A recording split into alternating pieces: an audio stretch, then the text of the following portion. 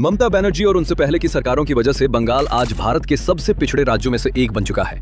जबकि एक वक्त था जब सिंगापुर के फाउंडर ली कुआन यू ने सिंगापुर को कोलकाता से प्रभावित होकर बनाया था। भारत में पश्चिमी चिकित्सा की पहली महिला प्रैक्टिशनर बंगाली थी। भारतीय एयरलाइंस की पहली महिला पायलट बंगाल से थी। प्रीतिलता वाडेदार, कल्पना दत्ता, ये नाम हम सब जानते हैं। लेकिन ममता दीदी जी ने एक बार बोला था, लड़कियों को रात में बाहर नहीं जाना चाहिए। एक वक्त था जब बंगाल का नाम आता था तो टैगोर, स्वामी विवेकानंद, सत्यजीत रे और नेताजी याद आते थे। और आज बंगाल का नाम आता है तो याद आता है एसएससी घोटाला, बेरोजगारी, आरजी कर मेडिकल कॉलेज और संदेश खाली। पूरे देश में 4 लाख भिखारी हैं, जिनमें से 1 लाख सिर्फ पश्चिम बंगाल में है। चाइल्ड मैरिज में दूसरे नंबर पर, सेकेंडरी और हायर सेकेंडरी एजुकेशन में देश के सबसे पिछड़े राज्यों में से है। भारत की पहली अंडरग्राउंड मेट्रो कोलकाता में आई थी। देश का पहला ट्रैम सिस्टम भी कोलकाता में ही था। लेकिन आज ह्यूमन डेवलपमेंट इंडेक्स में पश्चिम बंगाल 28 राज्यों में 27वें स्थान पर है। यहाँ की सरकारों ने इस राज्य को इस हद तक खोखला कर दिया है कि एक वक्त का सबसे समृद्ध राज्य आज तल में बैठा है।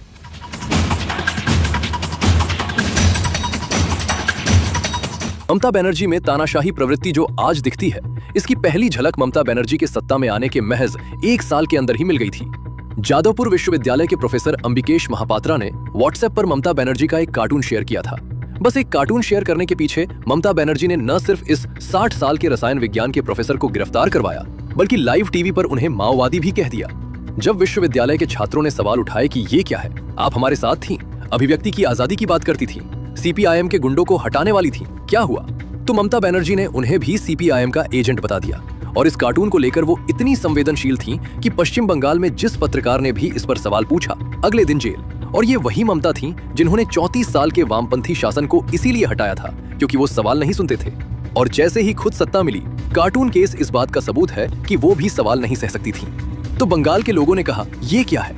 ममता बनर्जी की कहानी सिर्फ बंगाल की कहानी नहीं है। इस कहानी को समझने के लिए हमें बंगाल के उस अतीत में जाना होगा जो इतना शानदार था कि उसे जानकर आज का बंगाल देखना और भी ज्यादा दर्दनाक लगता है। 17वीं और 18वीं सदी में बंगाल दुनिया के सबसे समृद्ध क्षेत्रों में से एक था।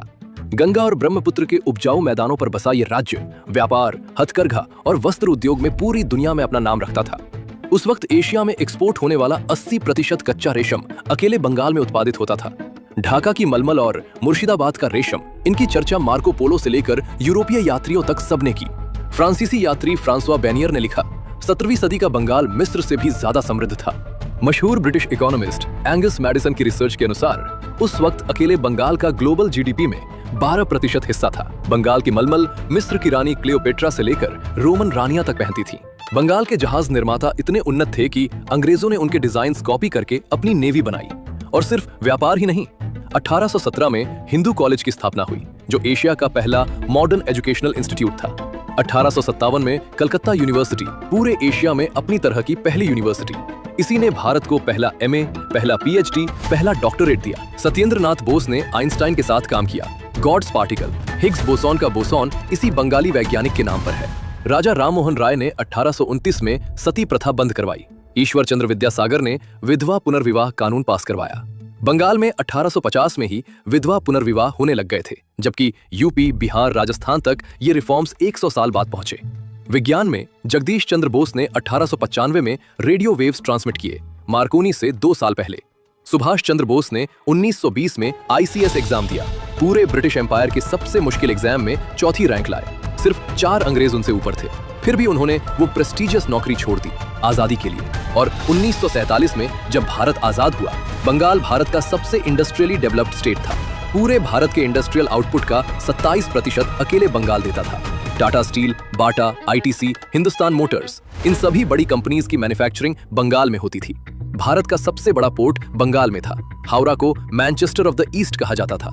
आईआईटी खड़गपुर, भारत का पहला आईआईटी 1951 में बंगाल में खुला। 1960 तक बंगाल एक डेवलप्ड स्टेट बना रहा। नेशनल जीडीपी में 10.5% contribution. Per capita income national average से ऊपर। इंडस्ट्रीज तेजी से चल रही थी। उस वक्त बंगाल को आइडियल मॉडल कहा जाता था। 1967 का साल था। बंगाल में कांग्रेस की सरकार थी, लेकिन एक भयानक फूड क्राइसिस ने सब कुछ हिला दिया। चावल, गेहूं सब महंगे हो गए। जनता सड़कों पर उतर आई। भ्रष्टाचार के आरोप लगे। रिफ्यूजी क्राइसिस अलग से जल रही थी। इसी आग में 1967 के चुनाव हुए और पहली बार कांग्रेस बंगाल हारी। यूनाइटेड फ्रंट नाम की कोलिशन गवर्नमेंट बनी, लेकिन ये सिर्फ 9 महीने चली। कोलिशन में झगड़े हुए, गवर्नमेंट गिरी और बंगाल में प्रेसिडेंट्स रूल लग गया। लेकिन इस दौर में जो हुआ वो रूह कांपा देने वाला था। 1968 में एक्टर अशोक कुमार दादा मुनि अपने जन्म स्थान पर परफॉर्म करने आए। वेन्यू 500 लोगों से भरा था। तभी कम्युनिस्ट कार्यकर्ता वेन्यू में घुस गए, लोगों को मारा, महिलाओं का बलात्कार किया, लाशें सड़कों पर बिखरी रहीं और ज्योति बसु का बयान आया, the rise of the proletariats against the bourgeoisie. इसी दौर में बिड़ला ग्रुप के मालिक आदित्य बिड़ला के साथ कोलकाता में राइटर्स बिल्डिंग के सामने बदसलूकी हुई। उनकी गाड़ी रोकी गई, कपड़े फाड़े गए और वो करीब 500 मीटर तक अंडरगारमेंट्स में पैदल चले। उन्होंने फ्लाइट पकड़ी, बॉम्बे गए, सारे इन्वेस्टमेंट्स वापस खींचे और कभी कोलकाता नहीं लौटे। अब सोचिए, कौन इंडस्ट्रियलिस्ट वहां रहना चाहेगा? 1977 में सीपीआईएम पूरी मेजॉरिटी के साथ सत्ता में आई। ज्योति बसु चीफ मिनिस्टर बने और यहीं से बंगाल की तबाही का असली अध्याय शुरू हुआ। सीपीआईएम की ट्रेड यूनियन सीआईटीयू ने पूरे बंगाल में एक ऐसी संस्कृति बना दी जहां हर छोटी छोटी बात पर स्ट्राइक हो जाती थी, फैक्ट्री ओनर्स को घेरा जाता था, फिजिकल वायलेंस होती थी। 1980 में बंगाल में हर साल एवरेज 100 से ज्यादा स्ट्राइक्स होती थी। हिंदुस्तान मोटर्स धीरे धीरे बंद हुई, बाटा ने मैन्युफैक्चरिंग दूसरे स्टेट में शिफ्ट कर दी, बर्न स्टैंडर्ड जैसी मेजर इंजीनियरिंग कंपनीज एक एक करके बंद होती गईं और कम्युनिस्ट ने ये सब गर्व के साथ किया। उनका नारा था, कंप्यूटर खाबे ना लोग खाबे, यानी कंप्यूटर आएगा तो जॉब्स जाएंगी, इसलिए बंगाल में कंप्यूटर नहीं आना चाहिए। 1980 में जब पूरा इंडिया आईटी रेवोल्यूशन की तैयारी कर रहा था, बंगाल में कम्युनिस्ट बैंक्स में कंप्यूटर्स लगाने से मना कर रहे थे। आपको ये जानकर हैरानी होगी कि आईटी हब बैंगलोर बनने से पहले ये ऑफर बंगाल को मिला था, लेकिन उस वक्त की कम्युनिस्ट सरकार ने इसे रिजेक्ट कर दिया। एक पूरी जनरेशन का भविष्य सिर्फ आइडियोलॉजी के चक्कर में बर्बाद कर दिया गया। कम्युनिस्ट्स ने बंगाल में एक कैडर सिस्टम बनाया, हर गांव, हर पंचायत, हर राशन शॉप सीपीआईएम के लोकल गन्स के कब्जे में। असहमति को वायलेंस से कुचल दिया जाता था। 1977 से 2011 के बीच 34 सालों में बंगाल में 28,000 से ज्यादा पॉलिटिकल मर्डर्स हुए। ये आंकड़ा पंजाब टेररिज्म और कश्मीर मिलिटेंसी से भी ज्यादा है। लेकिन नेशनल मीडिया ने कभी इस पर ज्यादा ध्यान नहीं दिया। एजुकेशन का भी सत्यानाश हुआ। Calcutta university, Jadavpur university, presidency college, सब में पॉलिटिकल अपॉइंटमेंट्स होने लगी। प्रोफेसर बनने के लिए क्वालिफिकेशन नहीं, पार्टी मीटिंग्स अटेंड करनी पड़ती थी। मार्क्सिस्ट आइडियोलॉजी के पक्ष में रिसर्च पेपर्स लिखने पड़ते थे। ब्रिलियंट बंगाली प्रोफेसर धीरे धीरे दिल्ली, जेएनयू और फॉरेन यूनिवर्सिटीज में माइग्रेट हो गए। 1960 में बंगाल की लिटरेसी रेट महाराष्ट्र से ज्यादा थी। 2011 तक बंगाल महाराष्ट्र से लिटरेसी में पीछे हो गया। 2011 तक नेशनल जीडीपी में कंट्रीब्यूशन 10.5% से गिरकर 6.5% हो गई। Per capita income national average से नीचे, इंडस्ट्रीज का शमशान बन चुका था। 34 साल बाद बंगाली थक चुके थे, टूट चुके थे, बदलाव के लिए बेताब थे। तभी एक महिला चप्पल पहने सादी सफेद साड़ी में सड़क पर उतर आई। उसने कम्युनिस्ट्स के खिलाफ लड़ने का वादा किया, गरीबों की दीदी बनने का वादा किया, सोनर बांग्ला बनाने का वादा किया। उस महिला का नाम था ममता बनर्जी। अब देखते हैं ममता बनर्जी का उत्थान और पतन। 1990 में हाजरा जंक्शन पर जब सीपीआईएम के कार्यकर्ता ने उनके सर पर इतनी जोर से लाठी मारी कि वो खून से लथपथ हो गईं और पूरे 1 महीने हॉस्पिटल में रहीं, तब भी वो नहीं टूटी।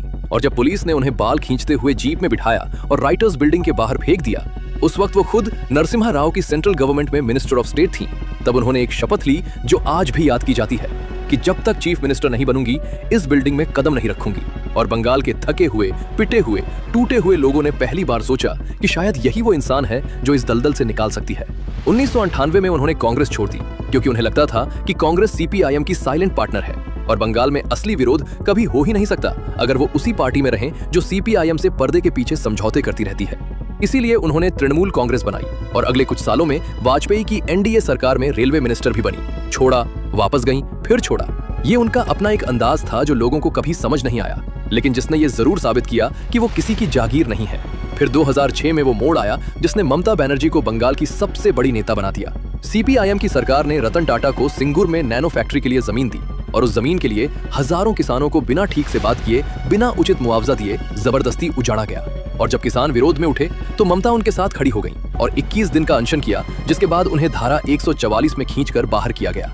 और यही नहीं, नंदीग्राम में जब सीपीआईएम की पुलिस और पार्टी कैडर ने मिलकर गोलियां चलाईं, महिलाओं के साथ जो किया वो लिखने लायक नहीं है और 141 लोग मारे गए। दोनों जगह ममता मैदान में थी और उनका वो अनशन, वो खींचातानी, वो संघर्ष देखकर रतन टाटा ने अपना सपना सिंगुर से उठाया और गुजरात ले गए, जहां नरेंद्र मोदी ने उन्हें 24 घंटे में जमीन दे दी। 2011 में वो हुआ जो बंगाल ने 34 सालों में नहीं देखा था। सीपीआईएम की सत्ता खत्म हुई, ममता बनर्जी चीफ मिनिस्टर बनी और पूरा बंगाल इस यकीन में था कि अब सब बदल जाएगा, अब असली तब्दीली आएगी। अब वो राज्य जो कभी पूरे भारत का इंडस्ट्रियल पावर हाउस था, वो फिर से खड़ा होगा। लेकिन जो हुआ वो किसी को उम्मीद नहीं थी। सीपीआईएम का जो कैडर था, जो लोग 34 साल से गांव-गांव में पार्टी का झंडा उठाते थे, कट मनी वसूलते थे, बूथ पर वायलेंस करते थे, वही लोग टीएमसी में आ गए, क्योंकि उन्हें पता था कि पावर किसके पास है और पावर के साथ रहना ही उनकी जिंदगी का तरीका था। और ममता को भी ये पता था कि सीपीआईएम के ट्रेंड कैडर को बीट करने का सबसे आसान तरीका ये है कि उन्हें ही अपने में मिला लो। इसलिए वही बूथ अध्यक्ष, वही जोन सेक्रेटरी, वही लोकल गून, बस अब लाल की जगह टीएमसी का झंडा थामे खड़े थे और सिस्टम बिल्कुल वैसे ही चल रहा था जैसे सीपीआईएम के जमाने में चलता था। पीएम आवास योजना का पैसा आता था तो 20,000 रुपए पार्टी के लोकल कार्यकर्ता का हक था। एमएनआरईजीए में मजदूर दिन भर काम करे तो उसकी मजदूरी में से भी तय हिस्सा कटता था। कोई मर जाए तो अंतिम संस्कार के लिए जो 2,000 रुपए आते थे उसमें से भी 200 रुपए उस बूथ अध्यक्ष के थे। और अगर कोई अपना घर बनाना चाहे तो उसे पार्टी के उस लड़के से ही बालू, सीमेंट और ईंटें खरीदनी पड़ती थी जो उस इलाके का सिंडिकेट चलाता था, क्योंकि कहीं और से खरीदने का मतलब था अगले ही दिन घर की नींव खुद जानी। ये कोई अफवाह नहीं थी, ये बंगाल की जमीनी हकीकत थी जो हर उस इंसान से पूछ सकते हैं जो वहां रहा हो। सराधा पॉन्जी स्कैम में 17 लाख आम लोगों का पैसा डूब गया। 200 से ज्यादा लोगों ने जान दे दी, क्योंकि जो कुछ भी उनके पास था वो उस स्कीम में लगा दिया था। और उस स्कीम के मालिक सुदीप सेन ने कथित तौर पर ममता बनर्जी की पेंटिंग्स पर लाखों रुपए खर्च किए थे, जो एक अजीब कोइंसिडेंस था जिसे कभी ठीक से एक्सप्लेन नहीं किया गया।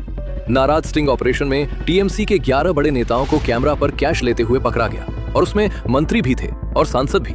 एसएससी रिक्रूटमेंट स्कैम में देश के सबसे बड़े सरकारी नौकरी के घोटालों में से एक सामने आया, जिसमें ओएमआर शीट से छेड़छाड़ की गई और बिना मेरिट के हजारों लोगों को जॉब्स दी गई। टीएमसी के वरिष्ठ नेता पार्था चैटर्जी गिरफ्तार हुए और उनकी करीबी अर्पिता मुखर्जी के घर ईडी की रेड में 50 करोड़ रुपए का कैश और भारी मात्रा में सोना मिला।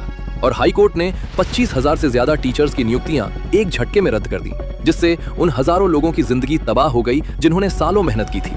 और इन सब के जवाब में ममता बनर्जी का एक ही रटा रटाया जवाब था कि ये सब बीजेपी की साजिश है। लेकिन सबसे ज्यादा दर्दनाक वो था जो महिलाओं के साथ हुआ। संदेश खाली में नॉर्थ 24 परगना के टीएमसी नेता शेख शाहजहां और उसके गुर्गे सालों तक स्थानीय महिलाओं को पार्टी ऑफिस में बुलाकर उनके साथ जो करते थे वो सुनकर रूह कांप जाती है। और जब ये सब बाहर आने लगा तो शाहजहां 55 दिन तक फरार रहा और बंगाल की पुलिस, जो राज्य के होम डिपार्टमेंट के अंतर्गत आती है और होम मिनिस्टर खुद ममता बनर्जी हैं, उसे ढूंढ नहीं पाई। और फिर आरजीकर मेडिकल कॉलेज का वो मामला आया जिसने पूरे देश को झकझोर दिया। एक 31 साल की ट्रेनी डॉक्टर 36 घंटे की कंटिन्यूअस ड्यूटी के बाद हॉस्पिटल के सेमिनार हॉल में थोड़ा आराम करने लेटी थी और जो उसके साथ हुआ वो इतना भयानक था कि शब्द कम पड़ते हैं। हॉस्पिटल एडमिनिस्ट्रेशन ने पेरेंट्स को यह बताया कि उनकी बेटी ने सुसाइड किया है और बॉडी तक ठीक से देखने नहीं दी। क्राइम सीन पर रातों रात कंस्ट्रक्शन शुरू करवा दी गई ताकि एविडेंस मिट जाए। और इन सब के बाद ममता बनर्जी, जो खुद एक महिला है, जो खुद 3 डिपार्टमेंट की मिनिस्टर हैं, का जो बयान आया वो था कि लड़कियों को रात में अकेले बाहर नहीं जाना चाहिए।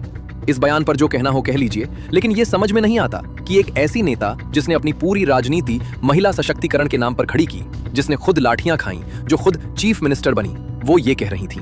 इसके बाद पहली बार बंगाल की सड़कें ममता के खिलाफ भर गईं। डॉक्टर्स ने काम बंद किया, स्टूडेंट्स उतरे, आम लोग उतरे। और ममता ने जो किया वो और भी हैरान करने वाला था। उन्होंने खुद जस्टिस की मांग लेकर रैली निकाली। वो ममता जो सीएम है, वो ममता जो होम मिनिस्टर है, वो ममता जो हेल्थ मिनिस्टर है, वो खुद अपनी ही सरकार से जस्टिस मांगने सड़क पर निकल पड़ी। और लोगों को समझ नहीं आया कि इस पर हंसें या रोएं। एक बात जरूर है जो ममता बनर्जी ने सच में की और जिसे नकारा नहीं जा सकता।